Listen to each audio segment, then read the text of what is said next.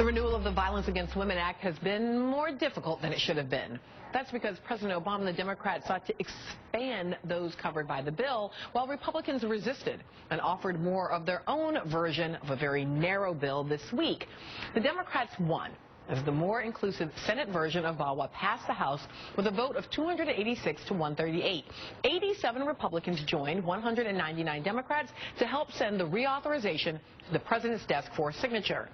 Why did the Republicans, like House Minority Leader Eric Cantor, who had been so obstinate that they let the reauthorization die in the last Congress, not only to relent, but once again break the previously cherished Hassert rule about bringing a bill up to vote that they knew would pass on a majority Democratic vote?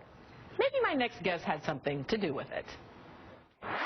As I think about the LGBT victims that are not here, the Native women who are not here, the immigrants who are not included in this bill, I would say, as Sojourner Truth would say, ain't they women? They deserve protections. When we talk about the constitutional rights, don't women on tribal lands deserve their constitutional right of equal protection and not to be raped and battered and beaten and dragged back onto native lands because they know they can be raped with impunity? Ain't they women? Ain't they indeed? That reference is to the famed former slave and abolitionist Sojourner Truth, and it comes from her Ain't I a Woman speech a decade before the Civil War. But as in that case, in this declaration, is it coming merely at the start of an even longer fight? Joining our conversation from Milwaukee, Congresswoman Gwen Moore.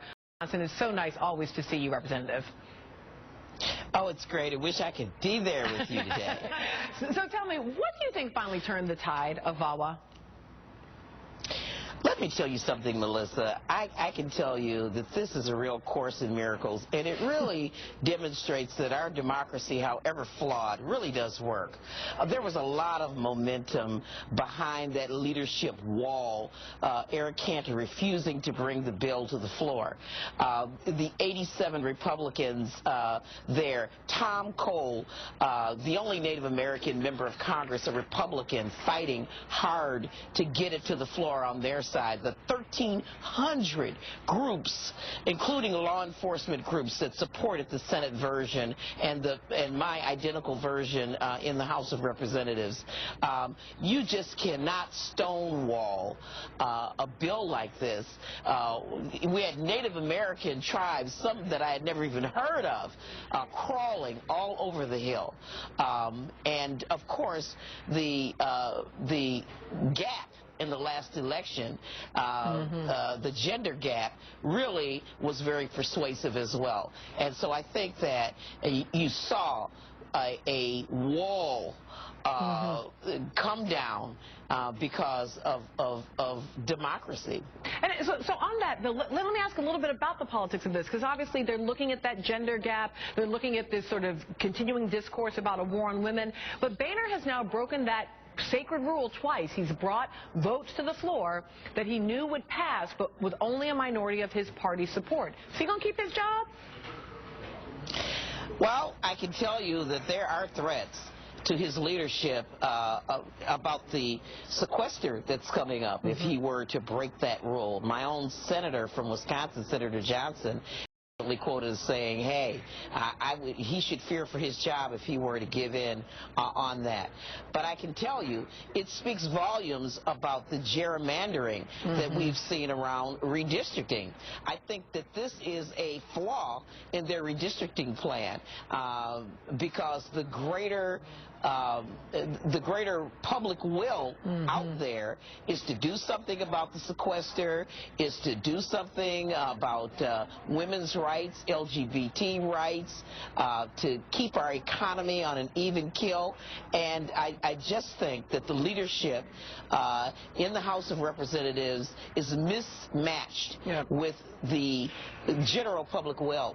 Jill, I want to ask you about something the Congresswoman's brought up twice there, which is the sequester. On the one hand, we're so excited we finally passed VAWA, But now we're looking at the sequester, which could, in fact, take all of these, what's in law, but make it impossible because there's no money to do it. Right, exactly. There's, I believe it's $20 million of the Violence Against Women Act that will be held up with the sequester.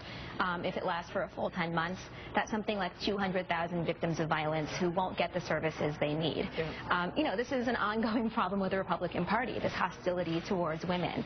And if you look at the groups that the House VAWA cut out of the bill, I mean, it sort of reads like a who's who list of the groups the Republican Party has been increasingly hostile to. You know, immigrants, LGBT people, Native women, you know, low-income women in particular, who are the main beneficiaries of VAWA.